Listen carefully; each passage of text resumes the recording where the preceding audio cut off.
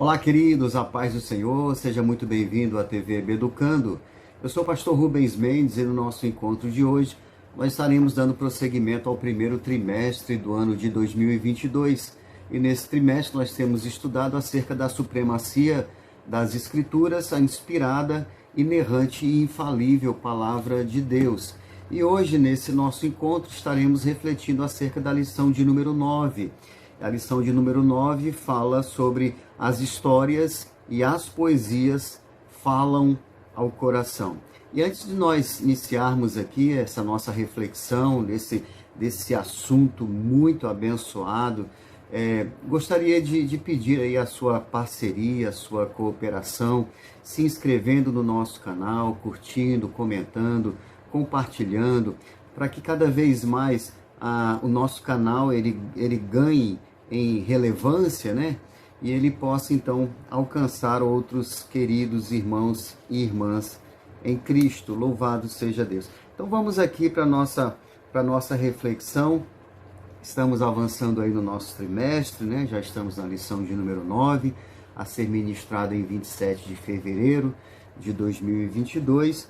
E o texto áureo encontra-se no Salmo 119, no versículo 107, que é, na verdade, uma expressão do salmista, né? E isso, exatamente esse texto áureo vai ser aqui uma das bases da nossa reflexão, porque ele mostra claramente o propósito, né, do livro dos Salmos, o quanto ele nos ajuda, ele nos inspira também a apresentarmos a Deus as nossas dificuldades, as nossas lutas e suplicarmos pelo socorro do Altíssimo, né? O texto áureo fala: estou aflitíssimo, vivifica-me, ó Senhor, segundo a tua palavra.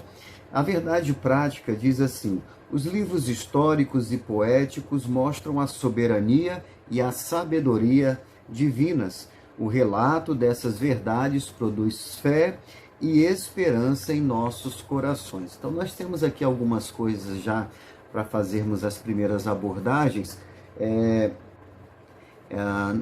Tem o Meyer Pilman, né, um conhecido escritor, um homem de Deus. Ele escreveu um livro falando, refletindo sobre alguns salmos, e nesse livro ali na introdução ele nos mostra acerca desse jeito estrategista, né, de ser do nosso Deus, onde ele tudo faz com um propósito. Tudo que Deus faz, ele tem um propósito, e inclusive aqui no arranjo, né, na forma como foi arranjado, como foi estruturado, os diversos blocos de textos, de gêneros textuais, melhor dizendo, né, os diversos blocos que compõem a palavra de Deus, nós podemos perceber aqui que em todos esses blocos de gêneros textuais, Deus sempre teve um propósito bem claro, bem objetivo. Então, se a gente perceber aqui na questão da lei, né, do Pentateuco, que nós estudamos na semana passada, nós vamos ver claramente no Pentateuco, Deus, ele se dando a conhecer, né?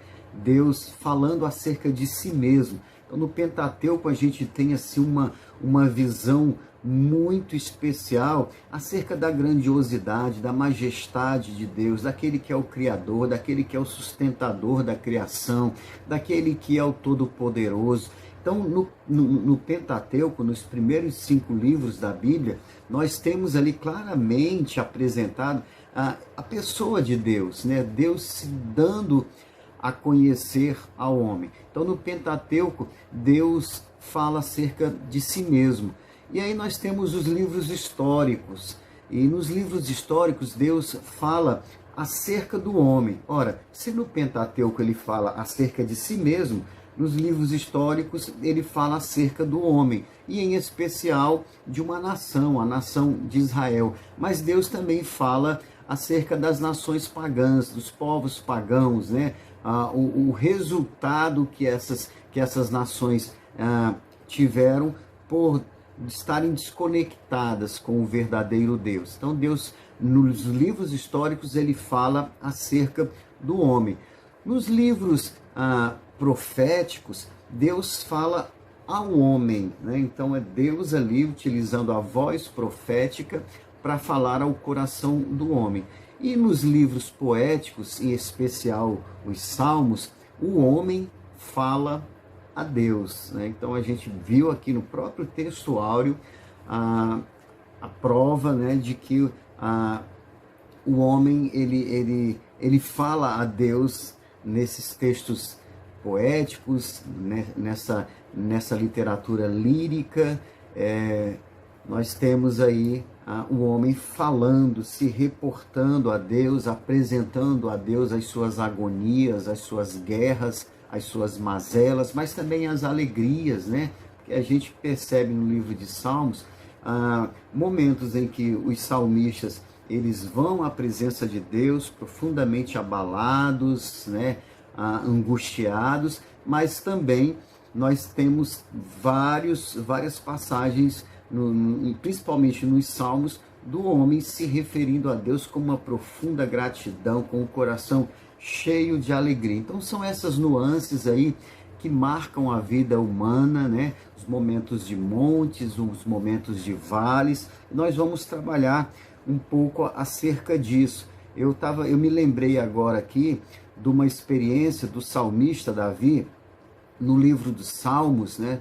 Se nós formos aqui olhar o livro dos Salmos, nós vamos ver no Salmo 3, Davi aqui, especialmente no verso 5, Davi diz o seguinte: eu me deitei e dormi, acordei, porque o Senhor me sustentou.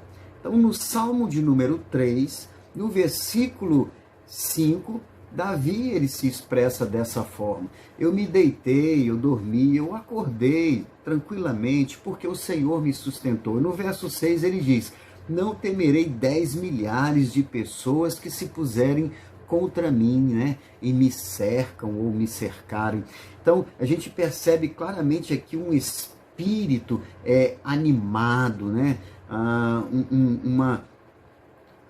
um espírito que realmente está tomado pelo gozo, pela alegria da presença do Senhor, do cuidado do Senhor. Isso aqui no Salmo de número 3. Quando a gente vai para o Salmo de número 6, aí nós temos aqui uma realidade interessante também. Quando aqui no verso 7 do Salmo 6, o mesmo salmista ele diz o seguinte: já os meus olhos estão consumidos pela mágoa e têm se envelhecido por causa de todos os meus inimigos. E o verso 8: apartai-vos de mim todos os que praticais a iniquidade, porque o Senhor já ouviu a voz do meu pranto. Agora, o que eu queria chamar a atenção é no verso 6, tá? O verso 6 aqui do Salmo 6, quando Davi ele diz: já estou cansado do meu gemido, toda noite faço nadar a minha cama, molho o meu leito com as minhas lágrimas. Então, a gente pode perceber claramente aqui uma situação antagônica, né? No Salmo 3, o salmista diz que deitava e dormia, e acordava porque o Senhor o sustentava. Ou seja, ele deitava e tinha um sono abençoado, sustentado pelo próprio Deus. Mas já no Salmo 6, aqui no verso 6, ele diz assim: olha, eu já estou cansado do meu gemido, toda noite eu faço nadar a minha cama, molho o meu leito com as minhas lágrimas. Então, notadamente, a gente percebe aqui alguém que não conseguia dormir, que só conseguia chorar, a ponto de fazer nadar a sua cama. É claro que isso é uma figura de linguagem, né, para mostrar o quanto ele chorava, o quão angustiado o salmista estava. Então, no Salmo 3, ele dormia muito bem. No Salmo 6, ele já não conseguia dormir. E isso aqui, queridos, na verdade, é a tônica da vida humana, né? Em alguns momentos nós estamos nos montes, outros momentos nós estamos nos vales. Tá? Mas o que nós não podemos admitir é que essa variação de ânimo, essa questão de em um momento estarmos bem, outro momento não estarmos muito bem, venha impactar o nosso relacionamento com Deus. E também nós não podemos permitir que isso aconteça por conta de uma prática pecaminosa.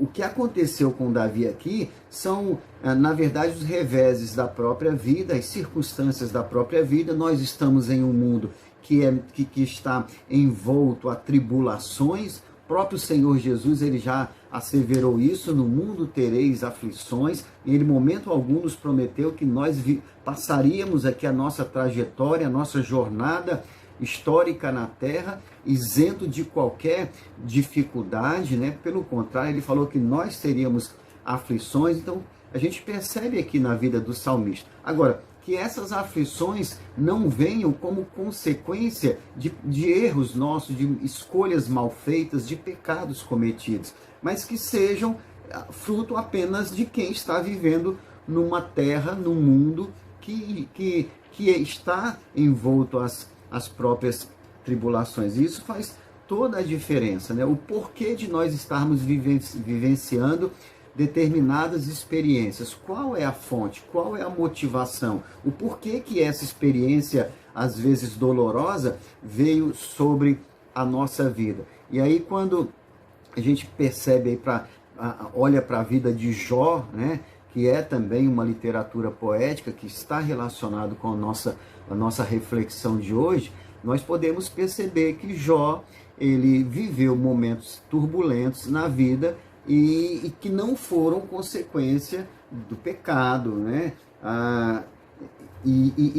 Por não ter sido consequência do pecado, né? Por Jó ter vivido um tempo de privação e de provação, nós podemos perceber que o desfecho da história de Jó foi um desfecho a despeito dele ter perdido seus filhos, mas foi um desfecho onde Deus o recompensou tremendamente. Então, nós precisamos ter em mente o seguinte: a diferença entre a questão da tentação e da provação, né? São coisas que de repente vêm sobre nós e que na maioria das vezes essas coisas imprimem em nós a dificuldade, sofrimento, mas elas têm motivações diferentes. A provação e a tentação. A tentação, quando ela vem sobre nós e ela não é alimentada por Deus, né? A tentação, ela vem para poder fazer com que se manifeste o pior que há em nós. A tentação vem para estimular, né? Para que se apresente o pior que há em nós. Já ao contrário disso, a provação, ela vem para fazer ser revelado o melhor que há em nós, o melhor da nossa essência. Percebam, enquanto a tentação, ela vem fustigar, ela vem mexer, ela vem escavar a nossa natureza, para que se manifeste o pior que há em nós. A provação, ela vem, mexe com a nossa natureza, mas o resultado dela é manifestar o melhor que há em nós. Então vamos aqui pensar um pouco nessa lição que é tão preciosa. A verdade prática, ainda na verdade prática, eu gostaria de chamar a sua atenção aqui. Veja o que comentarista, né, na verdade, os organizadores da lição, eles colocaram: os livros históricos e poéticos mostram a soberania e a sabedoria divinas. O relato dessas verdades produz fé e esperança em nossos corações. E aí, eu gostaria de chamar aqui a sua atenção para algo que Jesus deixou aqui no Evangelho de Marcos, né, no capítulo 12, no versículo 11, quando Jesus estava falando acerca do fato dele ser a pedra principal da esquina, que foi rejeitada pelos construtores, pelos arquitetos. Jesus estava falando sobre essa característica do seu ministério, de ser a pedra angular, a pedra fundamental, a pedra principal, e que no contexto em que ele veio, essa pedra foi rejeitada. Então, ele Jesus falando sobre isso, e no verso 11, Jesus faz uma pergunta àquelas pessoas. Jesus pergunta o seguinte: isto foi feito pelo Senhor, e é coisa maravilhosa aos nossos olhos, ou é coisa maravilhosa aos seus olhos, aos olhos de vocês? Então Jesus ele estava perguntando o seguinte: ó, os feitos de Deus têm maravilhado vocês? Os feitos de Deus têm feito com que vocês se encham de esperança?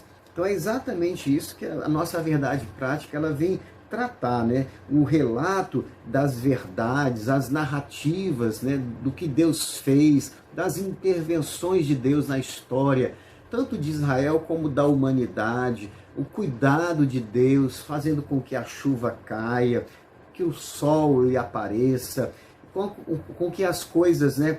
Os processos aí naturais sejam desencadeados, tudo sob a tutela de Deus, sob o controle de Deus. Então essas coisas, elas devem nos maravilhar.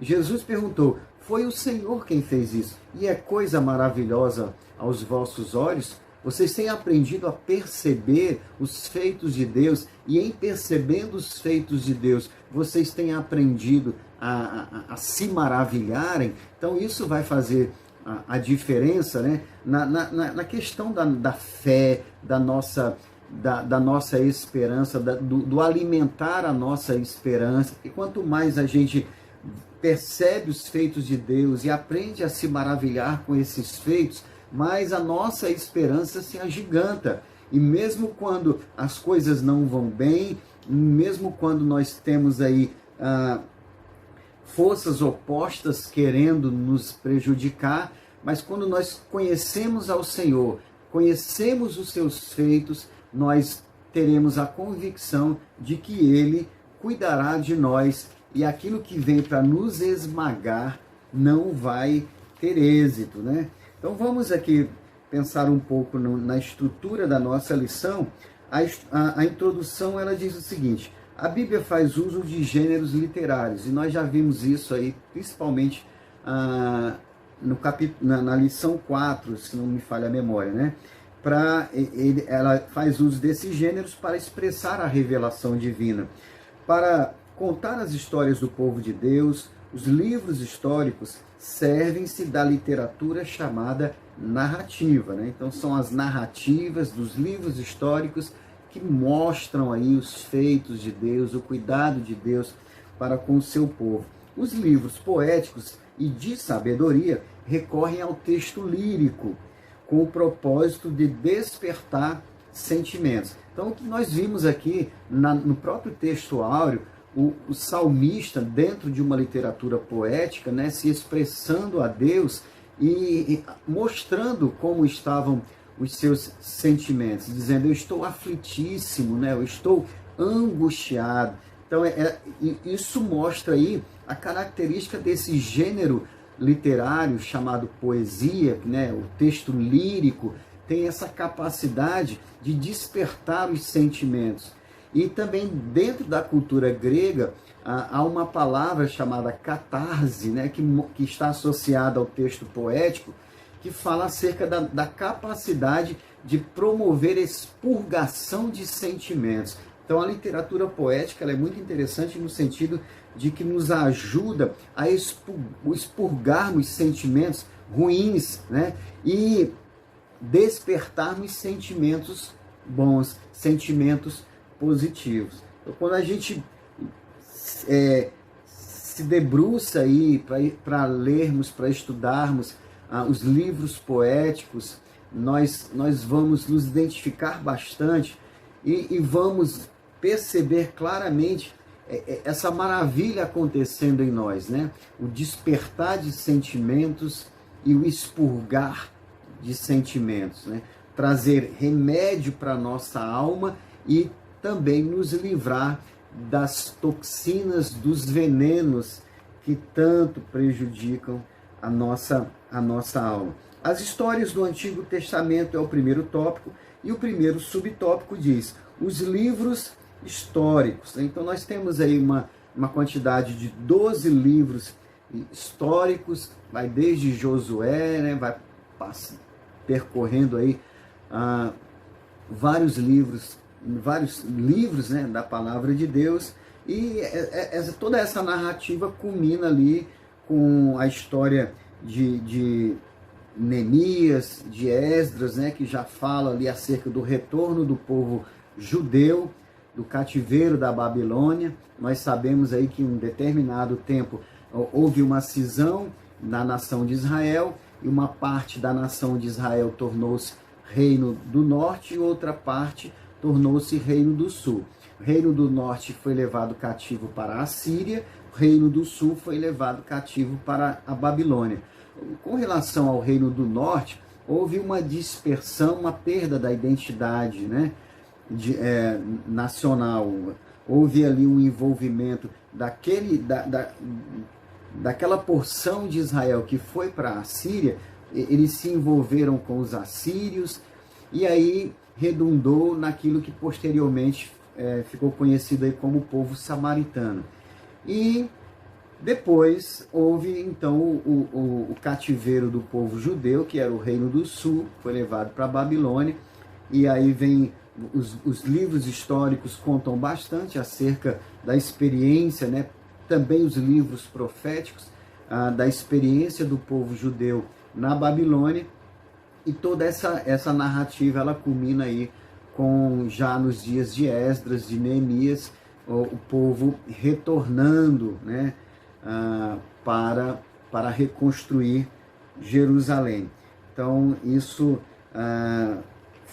se deu num período de 400 anos, e eu estava olhando isso, eu achei interessante como é que esse número 400 aparece em vários momentos, né, da história aí, os 400 anos, 430 anos do povo lá no Egito, depois esses 400 anos aqui de todo esse processo, desde a entrada em Canaã até o regresso, né, a posteriori do povo da Babilônia, foram 400 anos, e depois 400 anos de silêncio profético, de silêncio profético, onde Deus por 400 anos não se dirige ao povo de Israel profeticamente, né? Esse é o período chamado interbíblico, entre o Antigo e o Novo Testamento. Então, tem vários momentos aí onde esses 400 anos aparecem na história, né, do povo de Deus. A história dos juízes, né? Então nós temos aqui esse livro que mostra claramente essas variações. No caso do livro dos juízes, nós percebemos muitos momentos de montes e vales, né? Como uma senoide, como aquela onda senoidal que vai lá em cima, depois vai lá embaixo, depois vai lá em cima. E esse é o enredo do livro dos juízes com relação à nação de Israel, né? Momentos de altos e baixos. Notadamente, esses momentos eles estiveram, né, profundamente ligados a uma vida de pecado, distante de Deus. Então, quando o povo se aproximava de Deus, eles se instalavam ali os momentos de monte, e quando o povo se distanciava, apostatava, abandonava Deus, então vinham os tempos sombrios, os tempos de vales, e assim foi durante todo esse período aí dos juízes, né? E é interessante aqui na nossa lição que diz o seguinte: nessa época não havia rei em Israel, e cada um andava como queria. Por essa razão, a nação entrou em declínio espiritual e fez o que parecia mal aos olhos do Senhor. Então eu percebo aqui que, na verdade, esse declínio espiritual não era nem pelo fato da nação não ter rei, né? Que aqui dizia assim: não havia rei em Israel e cada um andava segundo, conforme queria. Então, eu nem associo tanto a questão daqueles declínios o fato de Israel não ter rei. Eu associo mais ao fato de cada um andar como queria, né?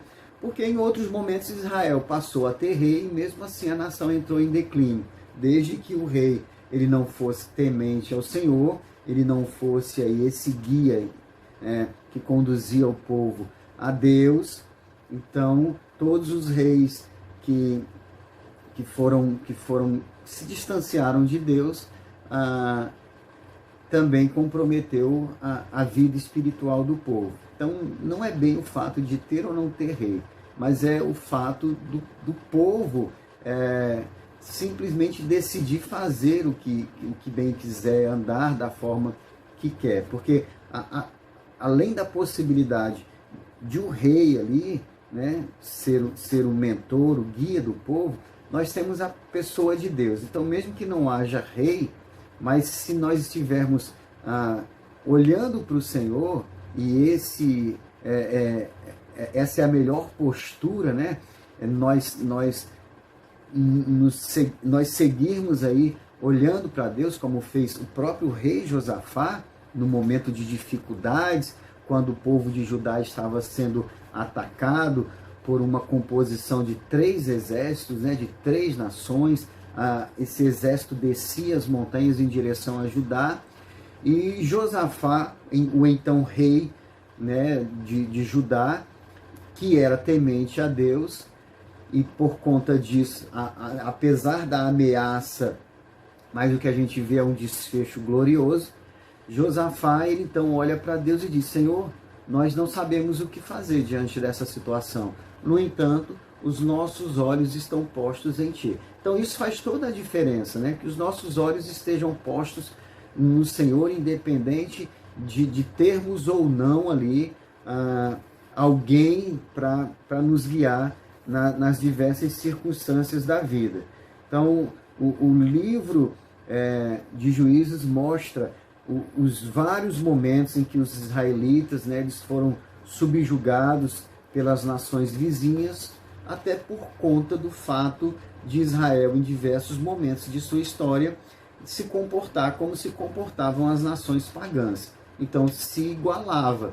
E aí, se Deus ele pesou a mão sobre essas nações pagãs, né, por que não pesaria a mão também sobre Israel, que mesmo sendo uma nação sacerdotal, em alguns momentos se desviava, se distanciava do caminho de Deus, e Deus, movido, né, pelo amor, muito embora muitas vezes Deus ele vai mesmo ao extremo de fazer coisas que produzem dor em nós, mas notadamente movido por amor, né? Então, às vezes Deus promove, imprime em nós até uma certa dose de sofrimento, não é que isso haja prazer, né, no coração dele, mas às vezes ele utiliza esses recursos dolorosos para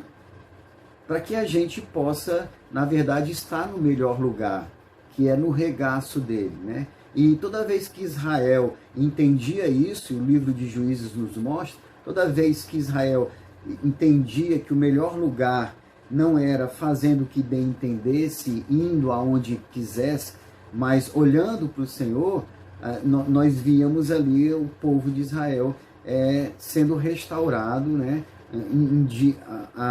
aos dias assim preciosos, dias fartos, dias, né, de contentamento, tá, queridos? Então, que essas lições aí que são narradas na Bíblia, que elas, e essa é a intenção de Deus em fazer com que toda essa história seja registrada, é justamente para que a gente tenha exemplos, né? Para que a gente possa ter referências e saber como viver uma vida vitoriosa. Então nós temos um farto material aí para nos direcionar na nossa caminhada, na nossa vida. O subtópico 3, ainda do primeiro tópico, diz: as histórias dos reis. Por volta do ano 1050 a.C., Deus constituiu Saul como rei de Israel, né? Porém, Saul fracassou. Então, Davi foi escolhido e recebeu a promessa de um reino que não teria fim. Então, a gente percebe aí que o povo claramente estava insatisfeito com o reino teocrata, né? com Deus sendo, na verdade, o condutor do povo. E então o povo começou a desejar um rei homem, um rei humano, como as outras nações. E aí Deus deu o rei Saul, era um rei que correspondia às expectativas do coração do povo, né? Aparentemente, e é exatamente aquilo que os olhos humanos focam, é na aparência, né?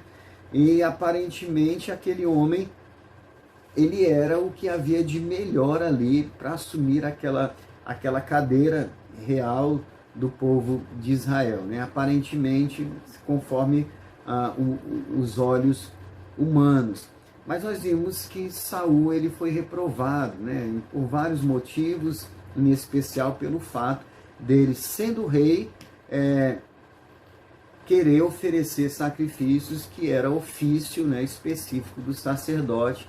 Então ele acabou atropelando aí o processo, ele acabou perdendo de vista alguns princípios básicos, né?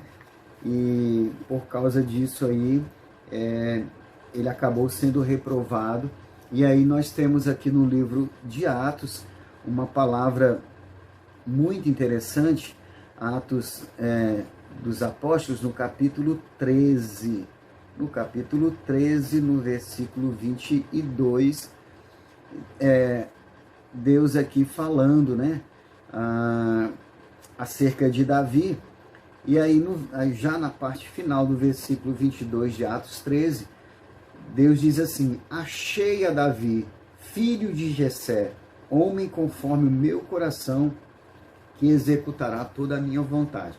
Então, Lucas aqui, na verdade, nessa narrativa, está fazendo menção ao fato da reprovação de Saul e da escolha de Davi, né? Quando Deus, então, e o Salmo 89, se não me falha a memória, também se refere a isso. Quando Deus diz, olha, achei a Davi, não é que Davi estivesse perdido, não é que Deus não tivesse vendo onde Davi estava. Deus via muito bem Davi ali no quintal de Jessé, cuidando das ovelhas do seu pai. Deus sabia muito bem onde Davi estava. Então, quando Deus fala, achei a Davi, não é que Deus estivesse procurando a Davi e Davi estivesse escondido dos olhos do Senhor. Mas quando Deus diz, achei a Davi, é porque Deus olha para o trono que naquele momento estava vazio, e Deus olha para Davi e Deus vê uma compatibilidade, né? Um homem segundo o coração dele, um homem que reunia em si todas as condicionantes para ocupar aquele trono, né? E o próprio texto aqui nos mostra, homem conforme o meu coração, que executará toda a minha vontade. Então, de antemão, Deus, pela sua onisciência, já observava, já via em Davi alguém que seria obediente à vontade de Deus, executaria, né? Não como Saul, que queria fazer conforme aquilo que desce aí na cabeça, né? O tópico 2 fala acerca dos livros poéticos, né, e de sabedoria do Antigo Testamento. Então nós temos aqui os livros sapiensais, que são os livros relacionados à sabedoria, né, e o mais famoso deles é o livro de Provérbios, que tem 31, né, 31, vamos colocar assim, 31 capítulos, o livro de Provérbios. Então, sugere aí um capítulo para cada mês, né? Porque quando o mês tiver 31 dias, nós temos aí um capítulo para cada dia, na verdade, né? E nos meses de 30 dias, de 28, de 29 dias, a gente pode aumentar aí, acrescentar mais outro capítulo, mas Deus, ele proveu aí para cada dia instruções de sabedoria, mesmo quando o mês tem 31 dias. Então nós temos aqui essa questão dos livros de sabedoria, né, os livros poéticos do Antigo Testamento, os sapiensais e poéticos, e nós temos aqui o livro de Eclesiastes, né? O livro de Eclesiastes, ele é considerado como o livro mais mal-humorado da Bíblia, né?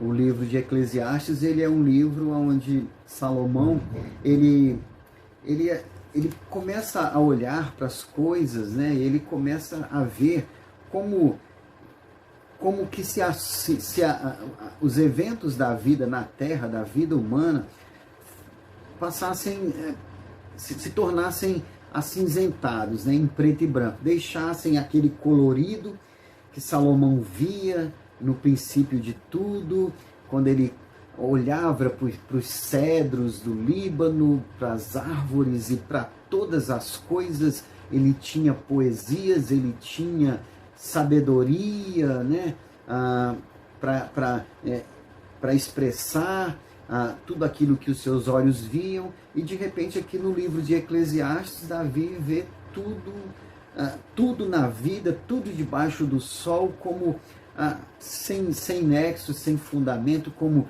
vaidade. Então o Eclesiastes é considerado o livro mais mal-humorado da Bíblia. E diga-se de passagem, esse livro, que é considerado o mais mal-humorado da Bíblia, ele foi escrito num palácio, né?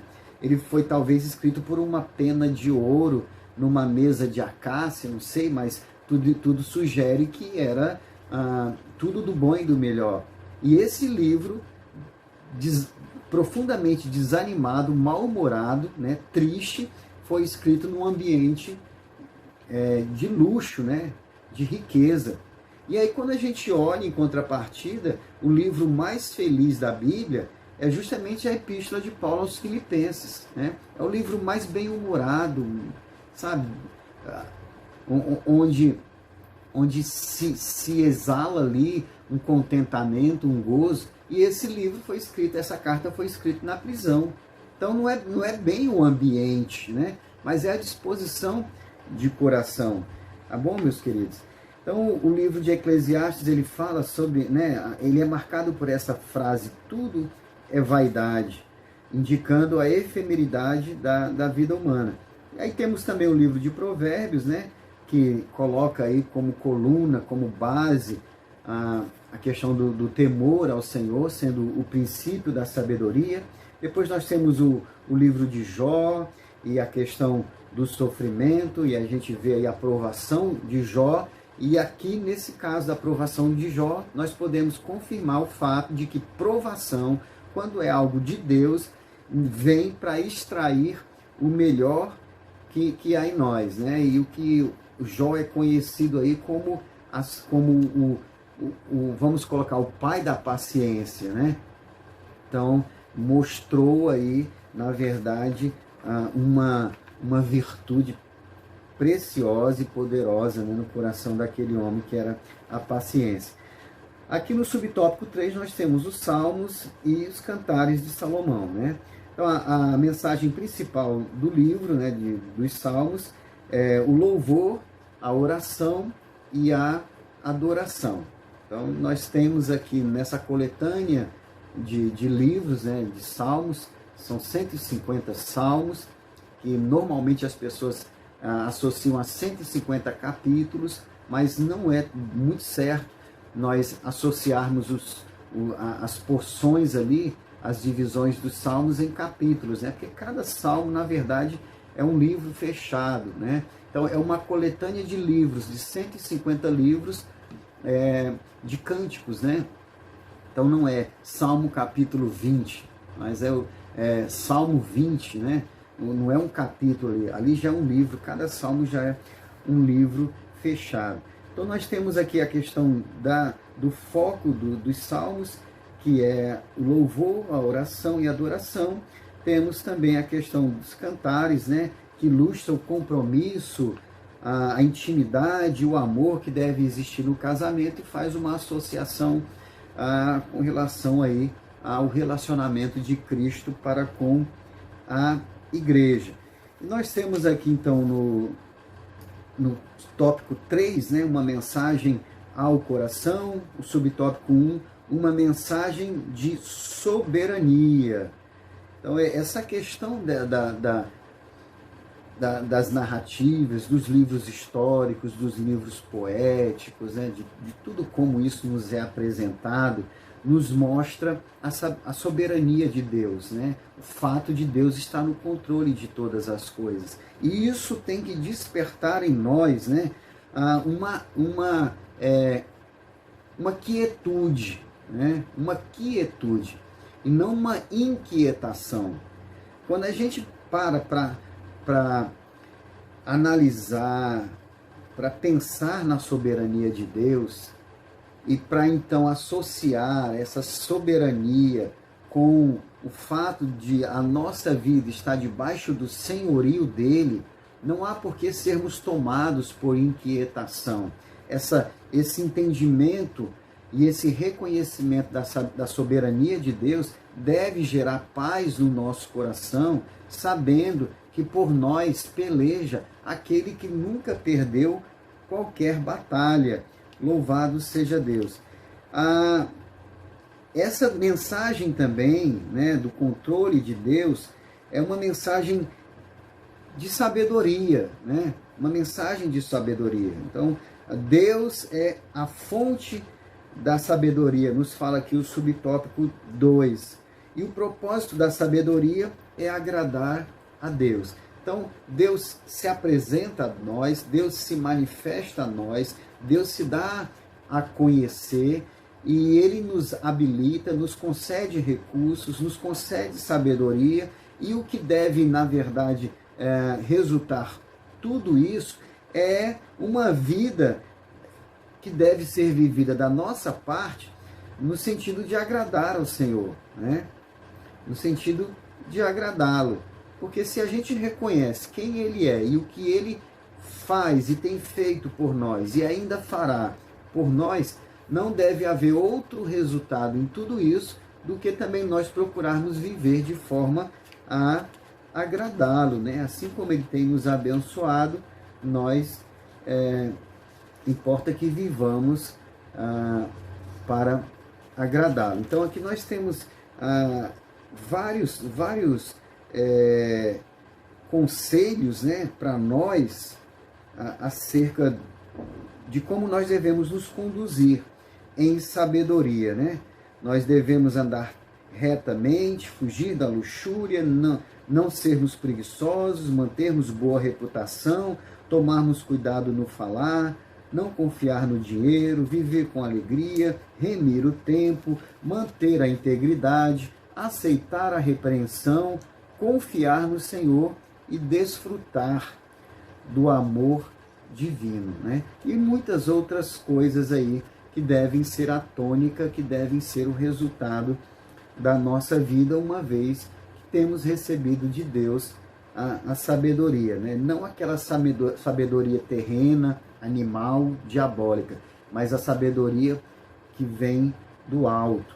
E o subtópico 3, que é o último ponto aqui da nossa lição, fala acerca da mensagem de adoração. Os salmos possuem a peculiaridade de expressar as mais profundas emoções do coração humano. Então, está relacionado com aquilo que nós comentamos aí acerca dessa questão da literatura poética, que ela promove um despertamento de sentimentos e, da mesma forma, uma expurgação de sentimentos. Então, essa literatura, em especial os salmos, faz com que sejam despertados bons sentimentos e faz com que também a gente consiga se livrar dos maus sentimentos. Tá bom, meus queridos? Nós vamos ficar por aqui. Que Deus em Cristo Ele abençoe. Peço mais uma vez para que você nos ajude aí compartilhando, curtindo, comentando, se inscrevendo no nosso canal, para que o nosso canal tenha cada vez mais relevância no ambiente do YouTube, né? E ele possa então ser visto por outras pessoas, tá bom? Que Deus em Cristo lhe abençoe, um forte abraço e até o nosso próximo encontro.